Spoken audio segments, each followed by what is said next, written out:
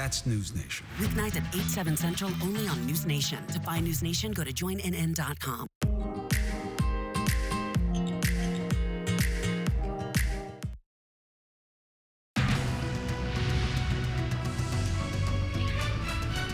Now at 4, the race against time in the Atlantic Ocean to find 5 Titanic tourists after a small submersive vanished on a journey to the sunken ship.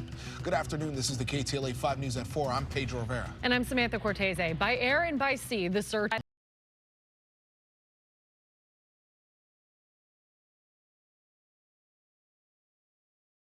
Those inside the submersible apparently have 30-some hours.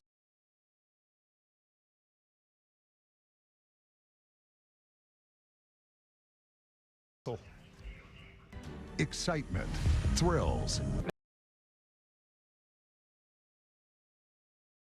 It's not a ride at Disney, you know.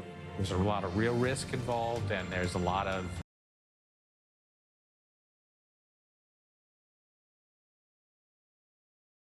to a nightmare.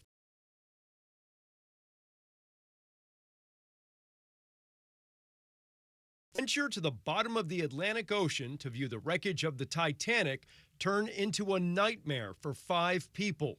Their loved ones, rescuers, and countless others from around the world are following the race against time.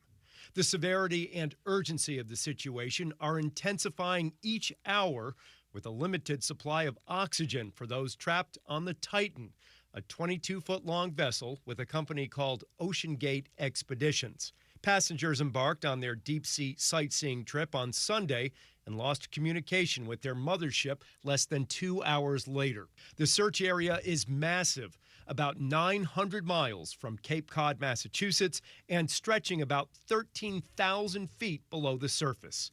It involves the U.S. Coast Guard, Navy, Canadian Coast Guard, using aircraft, ships, at least 1 submarine, and sonar buoys. So I want to reiterate, this is a very complex search, and the unified team is working around the clock to bring all available assets and expertise to bear as quickly as possible.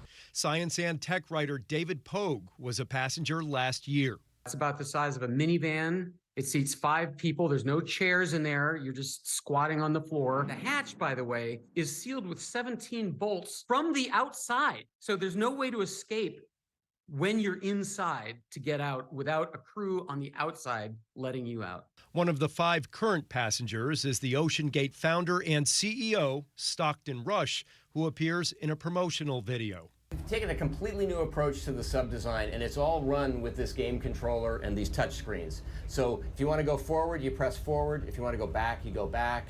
Also on board, British billionaire Hamish Harding. It does take quite a bit of preparation for these expeditions, but we sort of consider the Titanic to be one of the easier expeditions.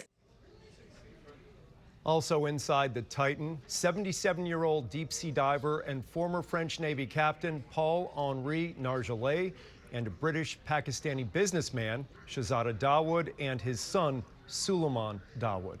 Live in the newsroom, I'm Chris Wolf. Back to you. Fascinating. We'll watch for updates. Thank you, Chris. Happening now, firefighters stop forward progress of a vegetation fire in Menifee, but evacuations are still in place. CAL FIRE says the Garbani fire has burned about 43 acres so far and is 5% contained.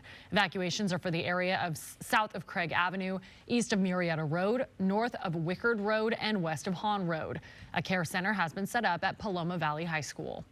Hunter Biden, President Biden's son, has agreed to plead guilty to federal tax charges. He also agreed to enter a pretrial diversion program on a federal gun charge, meaning if he complies with certain conditions, he'll likely see no time behind bars. Republicans are calling the plea agreement a slap on the wrist. While meeting with artificial intelligence experts in the Bay Area on Tuesday, President Joe Biden showed support for Hunter Biden following his son's plea agreement with the federal government. I'm very proud of my son. Hunter Biden and federal prosecutors came to an agreement in which Hunter will plead guilty to 2 misdemeanor tax offenses from 2017 and 2018. The president's son will also enter a pretrial diversion program for a federal gun charge. Biden is admitting to illegally purchasing a firearm while being a drug user. As long as he adheres to preset conditions, Biden will likely avoid jail time. He must